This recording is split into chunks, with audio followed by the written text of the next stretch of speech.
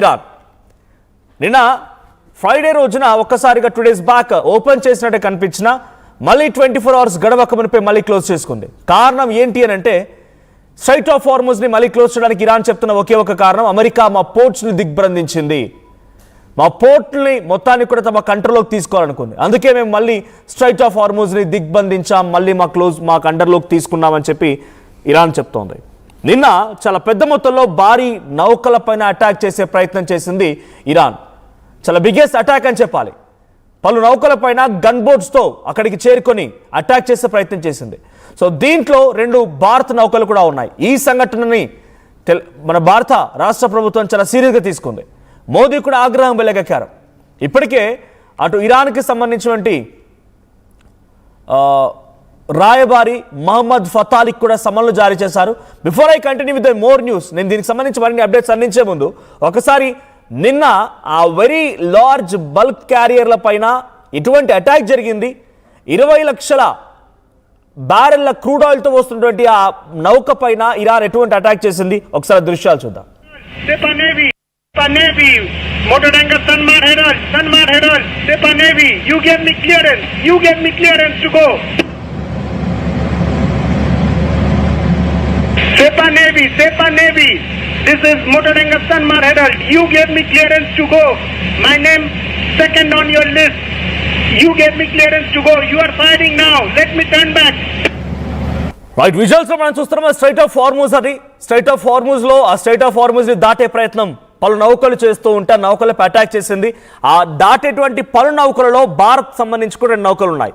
Very large crude oil carrier అంటే సుమారుగా 20 లక్షల బ్యారెళ్ల క్రూడ్ ఆయిల్ ఆ నౌకలో వస్తోంది. టువర్డ్స్ ఇండియా వైపుగా ఇది వస్తోంది. ఇంకొకటి బల్క్ క్యారియర్. ఈ రెండింటిపైన అటాక్ చేసింది గన్ బోట్ల సహాయంతో. సో బట్ ఇక్కడ ఒక గుడ్నెస్ ఏంటంటే అక్కడ జరిగిన అటాక్లో మన భారతీయ నౌకలో వచ్చేటువంటి ఆ క్రూ మెంబర్స్ కానీ, అంటే దాంట్లో ఉన్నటువంటి సహాయకులు కానీ, ఆ వెజల్స్ కానీ ఎటువంటి నష్టం వాటిల్లేదు. అవి మళ్ళీ తిరిగి ఓమన్ వైపుగా కొన్ని పోర్ట్స్ వరకు వెళ్ళిపోయాయంట. సో దీనిపైన డైరెక్ట్గా ఇప్పుడు ఇరాన్ రాయబారి మహమ్మద్ ఫతాలికి సమన్లు జారీ చేసింది భారత ప్రభుత్వం. ఫతాలిని పిలిచి కాల్పపై వివరణను కూడా కోరే ప్రయత్నం చేసింది. అయితే ముందు పర్మిషన్ ఇచ్చినట్టుగా ఇచ్చి ఆ తర్వాత దొంగదారిన దొడ్డిదారిన ఈ రకంగా అటాక్ చేయడం ఏంటి అంటూ అటు భారత ప్రధాని నరేంద్ర మోదీ కూడా ఆగ్రహం లేకపోతే తెలుస్తోంది. అయితే కావాలనే చేశారా లేదా పొరపాటున జరిగిందా? భారతీయ జెండాతో హార్ముజ్ నుంచి వస్తున్నటువంటి ఈ 20 లక్షల బ్యారెళ్ల క్రూడ్ ఆయిల్ క్యారియర్ని ఎందుకు అటాక్ చేశారన్న దానిపైన వివరణ కోరుతూ ఫతాలికి సమన్లు జారీ చేయడంతో పాటుగా ఆయన పిలిచి మరి అడిగింది. సో దీనిపైన ఉన్నట్టుండి భారత నౌకలపై కాల్పుల వర్షం కురిపించడాన్ని ఇరాన్ ఆలోచించి చెప్తామని చెప్తోంది. అంటే ఇరాన్ కూడా ఇంకెటువంటి రెస్పాన్సిబుల్ లేదు. ఐఆర్జీసీ కాల్పులు జరుపుతుండగా రికార్డ్ అయినటువంటి ఆ లైవ్ విజువల్స్ కూడా ఇందాక మీరు చూసారు. సో అయితే మీరు పర్మిషన్ ఇచ్చిన దాంట్లో లిస్ట్లో సెకండ్ నేమ్ నాది.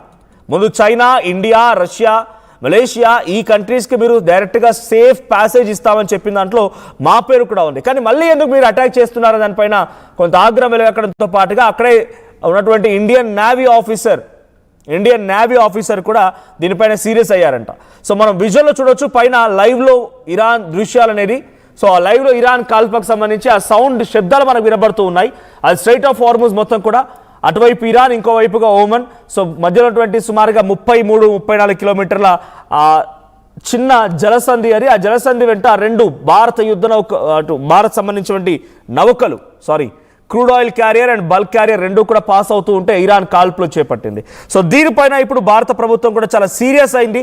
మాకు ప్యాసేజ్ ఇచ్చి సేఫ్ ప్యాసేజ్ అని చెప్పి నమ్మించి మేము వస్తూ ఉంటే ఎందుకు అటాక్ చేశారన్న దానిపైన ఏకంగా భారత ప్రధాని రియాక్ట్ అయ్యారు. సో అటు మినిస్టర్ ఆఫ్ ఎక్స్టర్నల్ అఫైర్స్కు రియాక్ట్ అయింది. మినిస్టర్ ఆఫ్ ఎక్స్టర్నల్ అఫైర్స్ ఏకంగా దీనిపైన కొంత సీరియస్గానే సమన్లు జారీ చేసింది. Iran ambassador conveyed India's deep concern the shooting incident earlier today involving 2 Indian flag ships in straight of Hormuz. So minister of external affairs యొక్క సమన్ల ఆధారితంగా అటు ఫతాలి కూడా రెస్పాన్స్ ఇచ్చే ప్రయత్నం చేశాడు. బట్ ఎటువంటి రెస్పాన్స్ వచ్చిందనేది ఇంకా సీక్రెట్గానే ఉంది. So the importance that India attach to the safety of merchant shipping and mariners and recalled that Iran had earlier facilitated the safe passage of several ships. So straight off Hormuz వెంట గతంలో America, Israel ఈ attack జరుగుతున్న క్రమంలో extreme అటాక్స్లో కూడా ఒకరిపై ఒకరు వరుసగా దాడులు చేసుకున్నప్పుడు కూడా భారత్కి సంబంధించినటువంటి ఒక నౌకని పంపించే ప్రయత్నం, భారత్కి సంబంధించి జెండా ఉన్నటువంటి నౌకల్ని పంపించే ప్రయత్నం సేఫ్ ప్యాసేజ్ అంటే ఇరాన్ ఇచ్చింది. ఒకే ఒక నౌకపై అటాక్ జరిగింది గతంలో. ఆ నౌకపై అటాక్ జరిగినప్పుడు కూడా అది థాయిలాండ్కి సంబంధించిన నౌక భారత్కి వస్తోంది, గుజరాత్కి రావాల్సినటువంటి నౌక అది కింద ఒక సీ మైన్ అటాక్ చేయడంతో అది కింద పూర్తిగా కూడా ఆ ఆయిల్ అంతా కూడా లీక్ అయిపోయింది. సో ఆ తర్వాత కొంత సేఫ్ ప్యాసేజ్ దొరికింది, ఇండియాకి ఎటువంటి ఆటంకం కలగలేదు.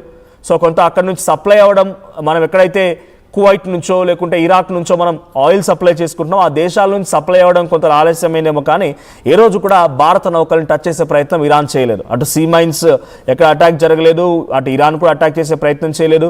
అంతో ఇంతో డొనాల్డ్ ట్రంపే ఇంకా వెనక నుంచి మీరు ఎలా సేఫ్గా తీసుకెళ్తారో నాకు సపోర్ట్ చేయరా అన్నట్టుగా వార్నింగ్